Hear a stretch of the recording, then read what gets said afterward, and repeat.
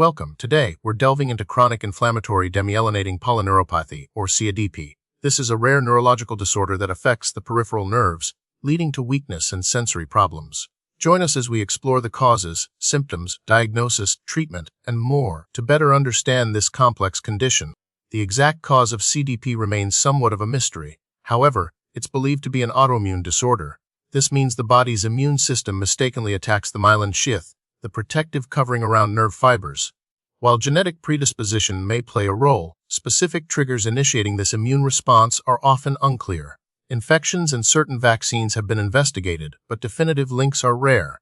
Let's talk about what is happening inside the body in CIDP. The immune system, intended to protect us, goes awry and targets the myelin sheath.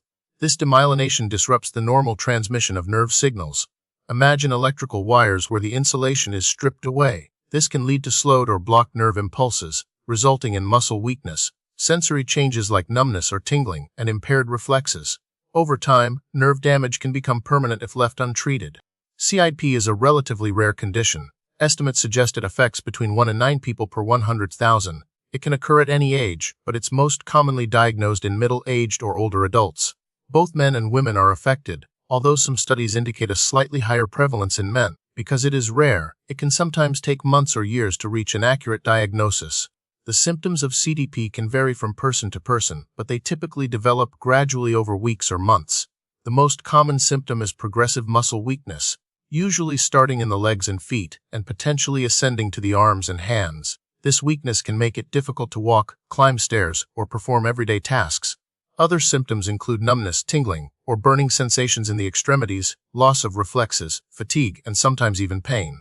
In severe cases, CIDP can affect the muscles that control breathing. Diagnosing CIDP can be challenging, as its symptoms can mimic other neurological disorders. Doctors use a combination of methods. A thorough neurological examination assesses muscle strength, reflexes, and sensation. Nerve conduction studies measure the speed and efficiency of nerve signal transmission, which can reveal demyelination. Electromyography, or EMG, evaluates muscle electrical activity. A lumbar puncture, also known as a spinal tap, can analyze cerebrospinal fluid for elevated protein levels, which is characteristic of CIDP.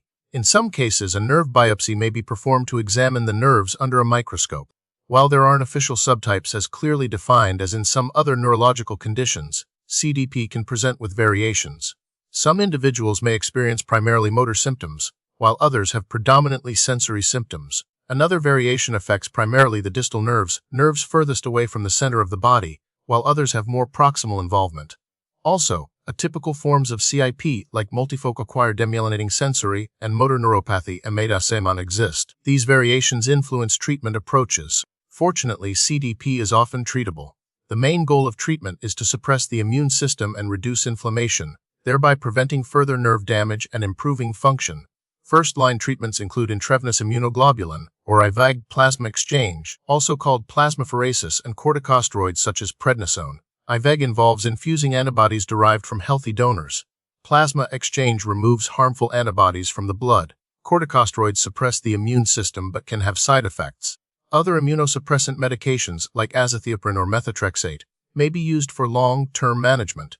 Physical and occupational therapy are also important to maintain muscle strength and improve mobility and daily living skills. Currently, there's no known way to prevent CIP.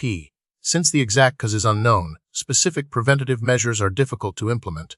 However, maintaining a healthy lifestyle, including a balanced diet and regular exercise, is always beneficial for overall health and immune system function. The prognosis for CIDP varies. With early diagnosis and treatment, many people experience significant improvement and can lead relatively normal lives. Some individuals achieve remission, where symptoms disappear completely. Others may experience relapses and require ongoing treatment. The long-term outlook depends on the severity of the initial nerve damage, the effectiveness of treatment, and individual factors. Research is continually advancing, with studies exploring new immunomodulatory therapies and strategies to promote nerve regeneration. These efforts hold promise for even better outcomes in the future. Thanks for joining us and learning about CIDP.